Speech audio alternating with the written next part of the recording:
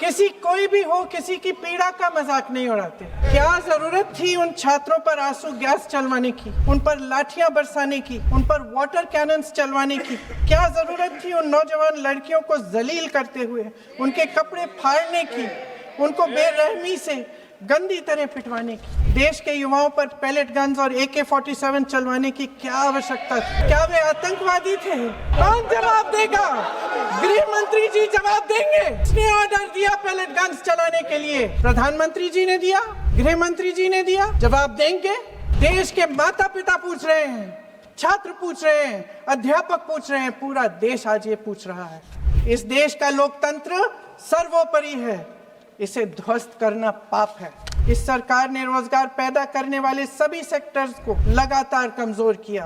हमारे एजुकेशन में RSS के प्रचारकों को भर भर कर उसे खोखला बना दिया। देश के कुल बजट में एजुकेशन बजट की हिस्सेदारी हर साल बढ़ाने की बजाय घटती जा रही है। 1.4 लाख करोड़ रुपया का पूरा बजट एजुकेशन बजट है और 1.32 लाख करोड़ सिर्फ नीट देने वाले 22 लाख बच्चों के परिवारों से हर साल खींचा जाता है। 1.4 लाख करोड़ रुपया हमारा पूरा एजुकेशन बजट और 16 लाख करोड़ रुपए जो मौजूदा सरकार ने बड़े उद्योगपतियों के लोन माफ किए हैं। इतना हो जाने के बाद भी आदरणीय प्रधानमंत्री महोदय जी और उनके साथी इस सच्चाई को समझ नहीं पा रहे हैं। वे अभी भी ये सोच रहे हैं कि PR, नैरेटिव चेंज और पालतू मीडिया के सहारे एक बार फिर उनकी नैया पार हो जाएगी। आप जेन ज़ी का भरोसा वापस जीतना चाहते हैं तो नए नए एंगल से अपने फोन से नए नए वीडियो बनाने से नहीं होगा। प्रधानमंत्री जी को कैमरे का एंगल नहीं, दिल का एंगल बदलना पड़ेगा। छात्रों को सड़क से हटाया जा सकता है लेकिन उनके सवालों को नहीं। वे यहाँ सरकार गिराने नहीं, अपना भरोसा बचाने के लिए आए थे। अध्यक्ष महोदय जी, आपने मुझे इस विषय पर बोलने का मौका दिया। कुछ दिनों पहले हम राम मनोहर लोहिया अस्पताल गए थे। पुलिस लाठीचार्ज में घायल दिल्ली की उस छात्र की स्थिति जानने के लिए जो ICU में अपनी जिंदगी की सबसे बड़ी लड़ाई लड़ रही है। हमसे कुछ ही समय पहले आदरणीय स्वास्थ्य मंत्री जी श्री JP नड्डा वहां गए थे और उनसे कुछ समय पहले अन्य नेता भी गए।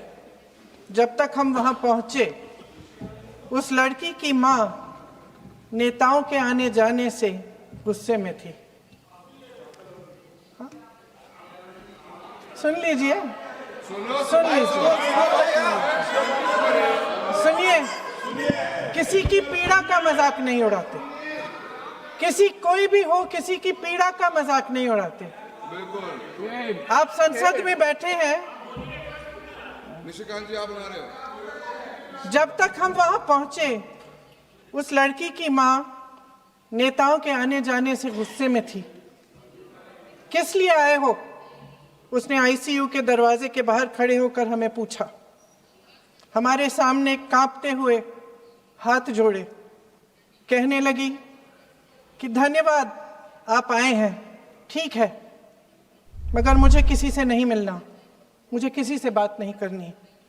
महोदय, उस मां की पीड़ा से उसका पूरा शरीर कांप रहा था, लेकिन उसने दृढ़ आवाज में कहा, सुबह से बड़े बड़े लोग यहाँ आ रहे हैं, एक के बाद एक वीडियो बना रहे हैं।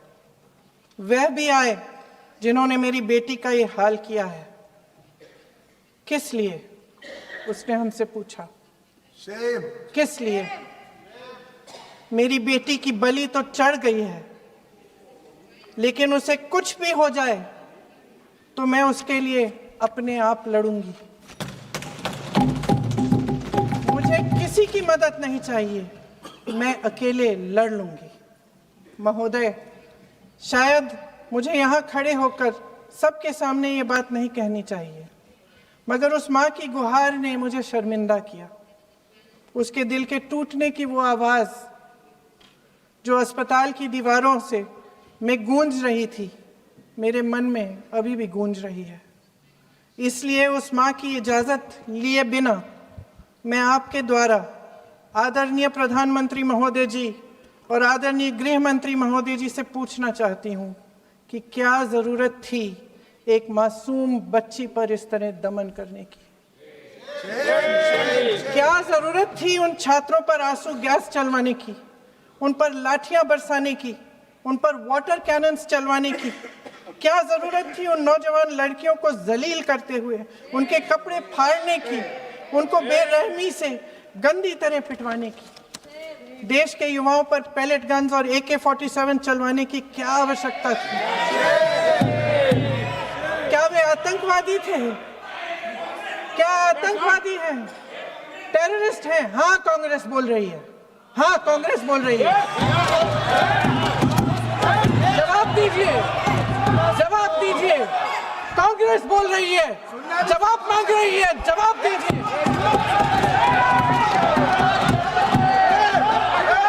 कौन जवाब देगा? कौन जवाब देगा? गृह मंत्री जी जवाब देंगे। किसने ऑर्डर दिया? किसने ऑर्डर दिया पैलेट गन्स चलाने के लिए? किसने ऑर्डर दिया? आपके माध्यम से मैं पूछती हूं अध्यक्ष महोदय, किसने ऑर्डर दिया? प्रधानमंत्री जी ने दिया? गृह मंत्री जी ने दिया? जवाब देंगे? पूरा देश पूछ रहा है, सिर्फ कांग्रेस पार्टी नहीं पूछ रही है, पूरा देश पूछ रहा है। अध्यक्ष महोदय, देश के माता पिता पूछ रहे हैं, छात्र पूछ रहे हैं, अध्यापक पूछ रहे हैं, पूरा देश आज ये पूछ रहा है। और आपकी जिम्मेदारी बनती है कि आप इस सवाल का जवाब दें। क्यों डरते हैं आप इस देश के नौजवानों से? क्यों डरते हैं आप इस देश की बुलंद आवाज से? और उस आवाज को दबाने का हक आपको किसने दिया है? महोदय, ये सदन यहाँ बैठे हुए सांसदों की जागीर नहीं है, ये इस देश की अमानत है। यहाँ बैठे हम सब इस देश की जनता, इस देश के युवाओं, बुजुर्गों, गरीबों, अमीरों और सब धर्मों, सब वर्गों के देशवासियों के सेवक हैं। हम उनके प्रतिनिधि हैं और ये सत्ता हमें उन्होंने ही दी है। इस देश का संविधान हमारी सर आंखों पे, इस देश का लोकतंत्र सर्वोपरि है, इसे ध्वस्त करना पाप है। यह करोड़ों जनता हमसे सिर्फ एक चीज मांगती है, जवाबदेही। इंग्लिश में इसे अकाउंटेबिलिटी कहते हैं। हमें सत्ता देकर, हमें यहां तक लाकर सिर्फ उसकी ये गुहार है कि जो हम करें उसकी भलाई के लिए करें, और अगर उनके साथ अन्याय हो तो हम उनके प्रति जवाबदेह बने और उन्हें न्याय दिलवाएं। पिछले दिनों हजारों बच्चे सड़क पर उतरे, उन्होंने अपनी पीड़ा व्यक्त की। गांधी जी के दिखाए हुए रास्ते पर अहिंसा और सत्य को अपने दिलों में रखते हुए, गाते, मुस्कुराते हुए शांतिपूर्वक प्रदर्शन किया। लोकतंत्र के सबसे पवित्र सिद्धांत के तहत उन्होंने अपनी आवाज उठाने का अधिकार कायम किया। ये उस भारत के बच्चे हैं जो गांव में रहते हैं, जो महानगरों में रहते हैं, जो छोटे कस्बों में, छोटे शहरों में रहते हैं, जहां माँ अपने गहने बेच देती है, पिता अपनी जमीन गिरवी रख देता है, एक परिवार अपनी पूरी जिंदगी की कमाई बच्चे के सपने पर खर्च देता है। और अब उन्हीं बच्चों को लगने लगा है कि आज इस देश में मेहनत से ज्यादा बेईमानी मायने रखती है, मेरिट से ज्यादा पैसा मायने रखता है। तब सिर्फ एक छात्र नहीं हारता, उम्मीद हारती है। इन परेशान बच्चों ने अपनी उम्मीदें आपसे साझा की। उनकी मांगे क्या थी? कि पेपर लीक करके उनके साथ जो बार बार अन्याय किया जा रहा है उस पर कार्रवाई की जाए, कि जो सिस्टम उनके भविष्य को कुचल रहा है उसे सुधारा जाए, कि जो माफिया उन्हें घेरे हुए है उसे हटाया जाए, कि जिस मंत्री के कार्यकाल में यह सब हुआ वह इस्तीफा दे, कि उन पर बर्बरता करने वालों पर कार्रवाई की जाए और उसके लिए माफी मांगी जाए। बस यही उनकी मांग थी ना, कि जो शिक्षा और स्वतंत्र अभिव्यक्ति का अधिकार उन्हें संविधान ने दिया है उसे कायम रखा जाए। महोदय, हमारे एजुकेशन सिस्टम में कुछ समय से बहुत खामियां भर चुकी हैं। बच्चों पे जो प्रेशर डाला जाता है उसकी वजह से सैकड़ों बच्चों ने आत्महत्या कर डाली है, उससे भी ज्यादा बच्चे डिप्रेशन में डूब रहे हैं। परिवारों पर बच्चों को पढ़ाने लिखाने के लिए घूस, capitation fees, tuition fees, coaching fees आदि के घिनौने दबाव हैं। लोन लेने पड़ते हैं, सामान बेचना पड़ता है और उसके बावजूद कोई गारंटी नहीं कि उनके बच्चों के भविष्य मजबूत बन पाएंगे, क्योंकि बेरोजगारी चरम पे है। इस सरकार ने रोजगार पैदा करने वाले सभी सेक्टर्स को लगातार कमजोर किया। एग्जामिनेशन सिस्टम खुद फेल हो गया है।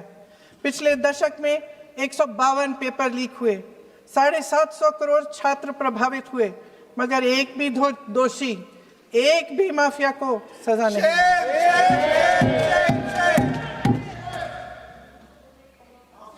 हमारे एजुकेशन में आरएसएस के प्रचारकों को भर भर कर उसे खोखला बना दिया है। जबरदस्ती एनटीए बनवाकर सिस्टम का केंद्रीकरण करके उसे और भी उलझा दिया। देश के कुल बजट में, हाँ जी जबरदस्ती, आपने अभी अभी सुना तमिलनाडु के हमारे साथी क्या कह रहे थे। देश के कुल बजट में एजुकेशन बजट की हिस्सेदारी हर साल बढ़ाने की बजाय घटती जा रही है।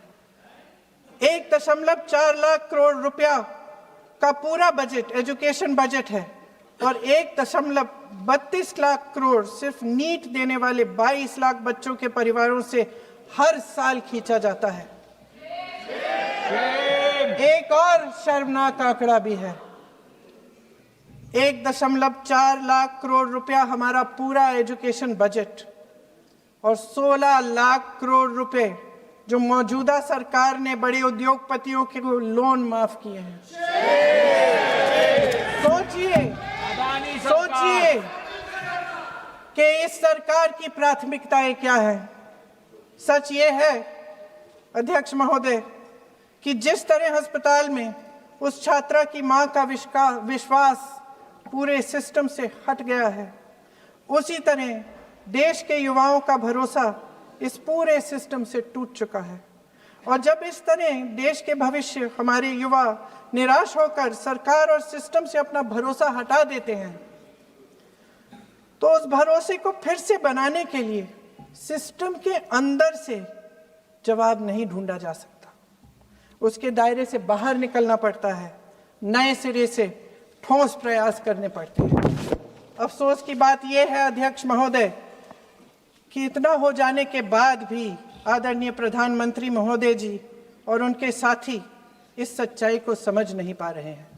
वे अभी भी ये सोच रहे हैं कि पीआर, नैरेटिव चेंज और पालतू मीडिया के सहारे एक बार फिर उनकी नैया पार हो जाएगी। परसों शिक्षा मंत्री जी ने शर्मनाक परिस्थितियों में अपना इस्तीफा दिया और कल यहीं मकर द्वार पर मेरे सत्ता पक्ष के सांसदों ने जिंदाबाद के नारे चिल्लाते हुए उनका संसद में ऐसे स्वागत किया जैसे मानो कोई सुपरस्टार पहुंच गए हैं। विडंबना देखिए महोदय, जब भूतपूर्व शिक्षा मंत्री को मुकुट पहनाया जा रहा था, स्वागत हो रहा था उनका, तब महाराष्ट्र में एक परिवार पेपर लीक पीड़ित अपनी बेटी की आत्महत्या का शोक मना रहा था। आपकी सरकार ने देश के करोड़ों छात्रों को क्या संदेश दिया? आपको किस बात का गौरव है, किस बात का अभिमान है? ये कौन सा अहंकार है? जहां आंखों में शर्म होनी चाहिए, वहां बेशर्मी और स्वागत के नगाड़े बजाए जा रहे हैं। एक तरफ मातम है, दुख है, यहां फूल माला डाल रहे हैं। कोई आप पर कैसे यकीन करे? प्रधानमंत्री महोदय जी ने नया शिक्षा मंत्री चुना, एक ऐसे व्यक्ति को इस पद पर आसीन किया जिसने एक गर्भवती महिला के बलात्कारियों की रिहाई पर अपनी सहमति व्यक्त की, खुशी जताई। देश की करोड़ों लड़कियों को प्रधानमंत्री जी ने इससे क्या संदेश दिया? सर, अखबारों में है। अखबार में नहीं, मेरा कुछ भी बोल के चले जाते हैं क्या? अरे ये तो कैसा क्या है इनके पास? ऐसा ही कोई आरोप लगा दीजिएगा। कोई नियम कानून नहीं है। कोई नहीं बोलेगा।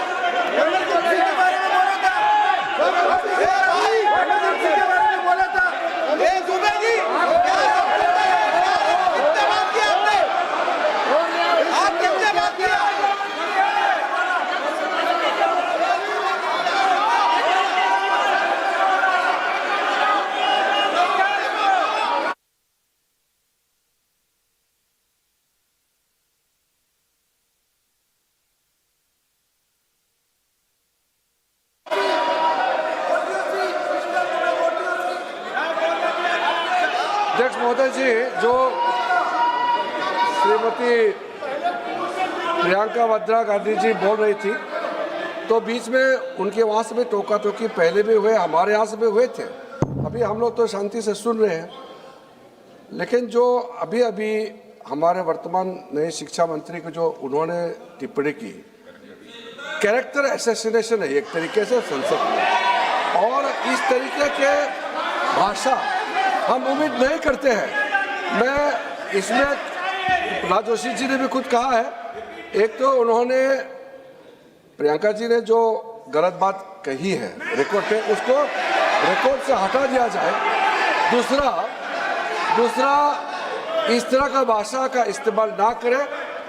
आपने डिबेट से पहले आपने अपील किया कि संसद में डिबेट का स्तर को नहीं गिराने चाहिए। उनके पार्टी के वो सीनियर लीडर है, वो पहली बार चुन के आए हैं, मगर उनके पार्टी में सीनियर है, जिम्मेदारी के साथ बोलना चाहिए। अगर पूरा ऑथेंटिकेट नहीं कर सकते हैं तो मैं ये मानता हूं कि उनको क्षमा मांगना चाहिए सदन से।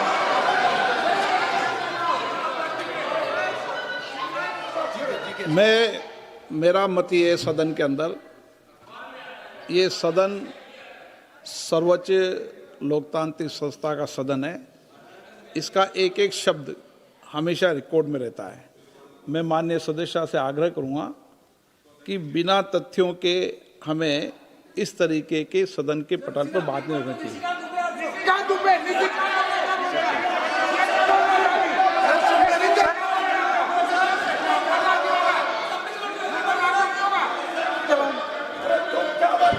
ये तो डिलीट कर दिया, लेकिन आगे भी वो भी डिलीट करा सर। ये तो किसी का बोलता, वो भी ये सीधे क्या बोल रहा था, क्या कर रहा था सर जो प्रहलाद जोशी जी ने बिल्किस बानो के बलात्कारियों की रिहाई पर जो बयान दिए, उसका प्रमाण मैं आपको दे दूंगी, मैं भेज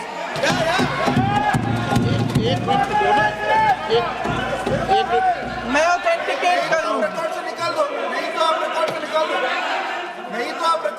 स्पीकर का डायरेक्शन 115, उनको पहले ऑथेंटिकेट करने कहिए सर। ऑथेंटिकेट करेंगे, उसके बाद वो आगे बढ़ेंगे। ऐसे नहीं होगा, पहले ऑथेंटिकेट करने दो सर।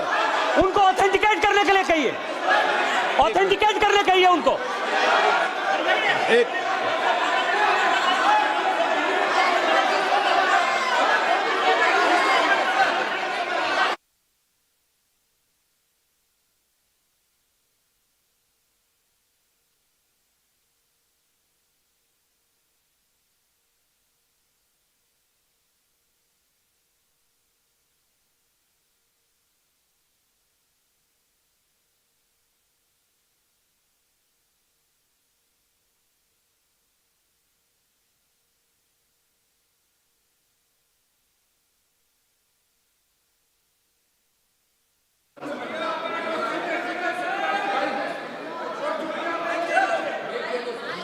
आप उनको बोलने तो आप मत करो डिस्टर्ब। मैं एक विषय बता दूं, एक मिनट बताऊं। नियम 353 के अंदर फिर मैं एक बार स्पष्ट कर दूं, किसी भी सदस्य द्वारा किसी भी व्यक्ति के विरुद्ध मानहानि या अभियोगात्मक प्रकृति का कोई आरोप नहीं लगाया जाएगा जब तक कि सदस्य ने अध्यक्ष और संबंधित मंत्री को पर्याप्त अग्रिम सूचना नहीं दे दी हो। यह व्यवस्था है।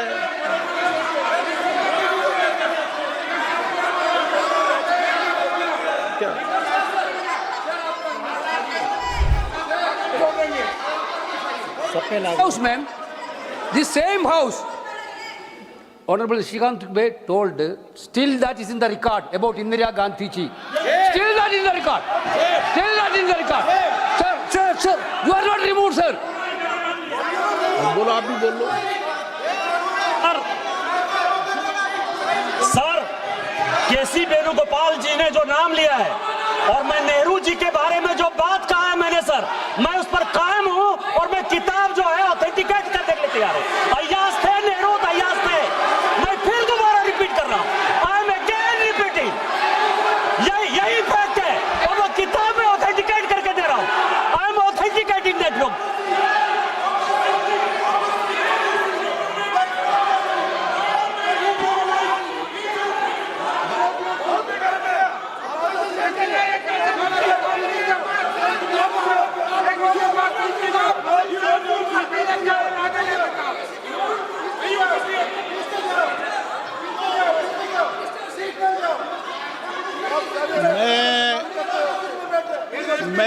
आसन पर होता हूँ, जो मैं व्यवस्था देता हूँ, चाहे सत्ता पक्ष हो या प्रतिपक्ष हो, मैं समान व्यवस्था देता हूँ। मैं जब आसन पे होता हूँ,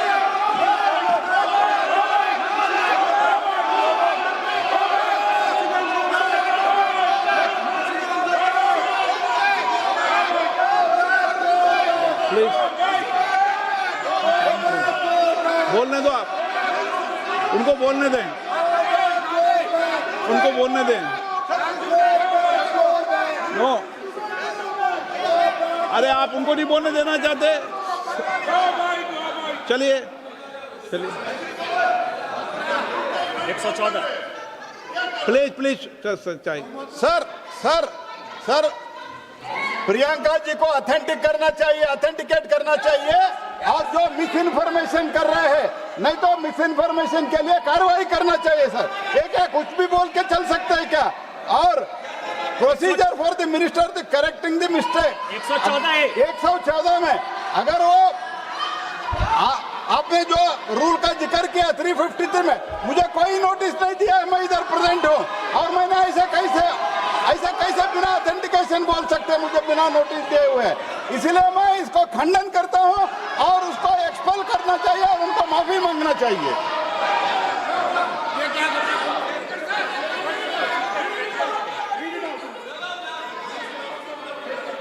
नहीं, ये चैप्टर आगे नहीं बढ़ेगा सर। बिल पे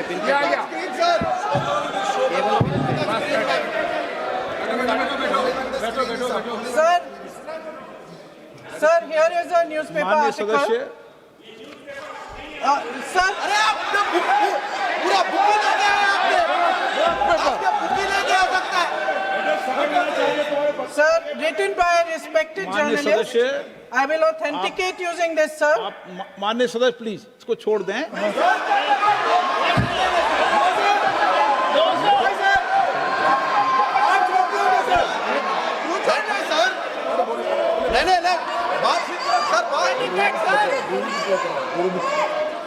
सर अगर जोशी जी अपने बयान का इस खंडन कर विधेयक रहे पर ही हैं, चर्चा होगी।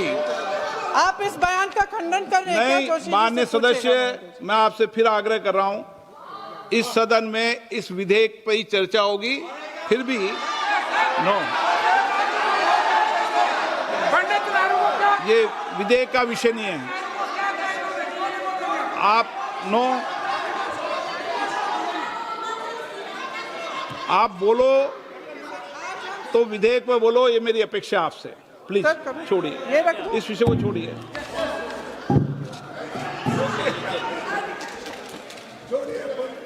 आज हम सदन पटल पर एक ऐसे विधेयक में संशोधन पर डिबेट कर रहे हैं जो 2024 में पारित हो चुका था, और इसमें मुख्य संशोधन यही है कि पेपर लीक के अन्य अपराधों के लिए सजा बढ़ाई जाएगी।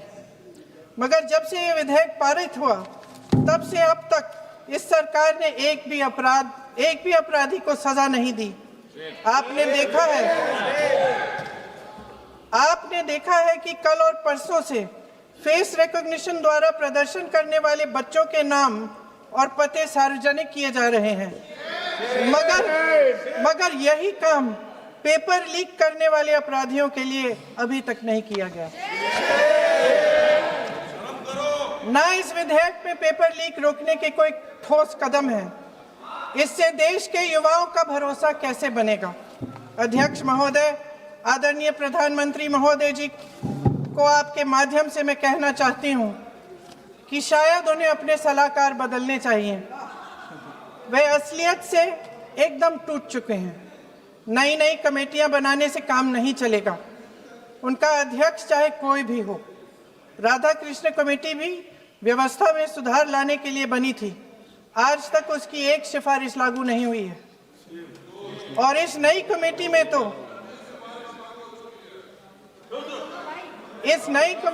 तो एक एक्स-आईबी चीफ, फिर चिल्लाएंगे, एक एक्स-आईबी चीफ, एक आईटी कंपनी के मालिक और एक गौमूत्र के विशेषज्ञ भी हैं।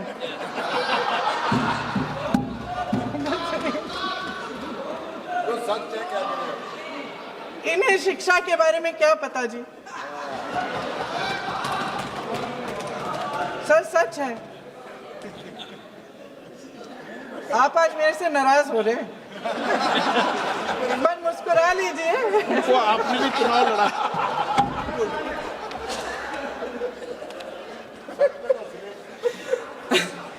सर, फास्ट ट्रैक कोर्ट्स का रिकॉर्ड पहले से ही बहुत खराब है। वैसे भी कल की सुनवाई में सीबीआई का वकील पेश ही नहीं हुआ। संसद में विपक्ष को दोषी ठहराने से, खोखले राजनीतिक खेल खेलने से काम नहीं चलेगा। आप जेन जी का भरोसा वापस जीतना चाहते हैं तो नए नए एंगल से, अपने फोन से नए नए वीडियो बनाने से नहीं होगा।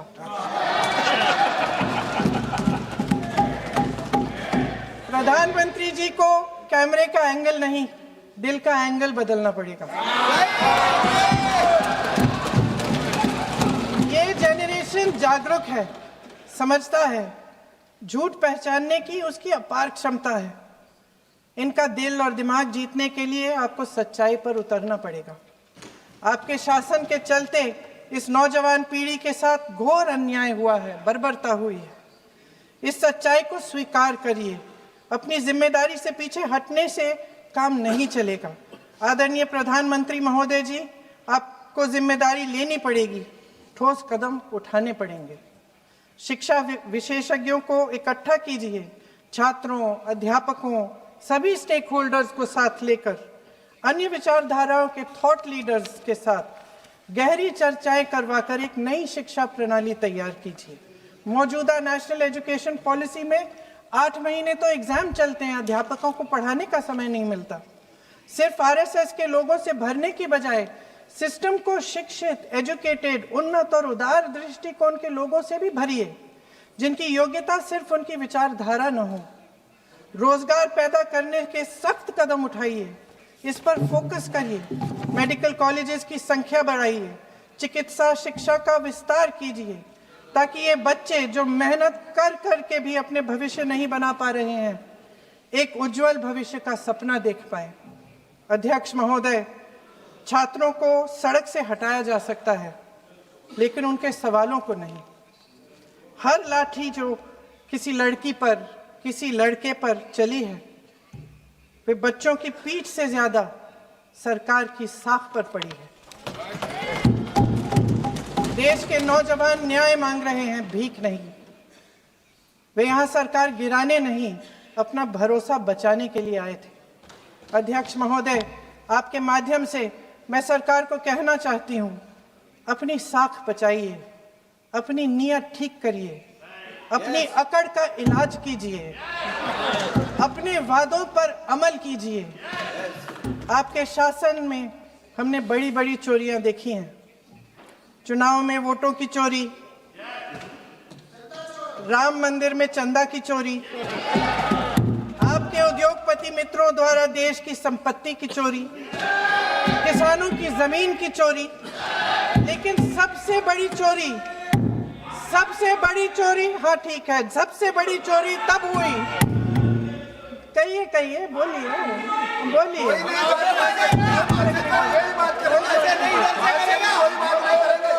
सुन लीजिए, शांति से सुन लीजिए,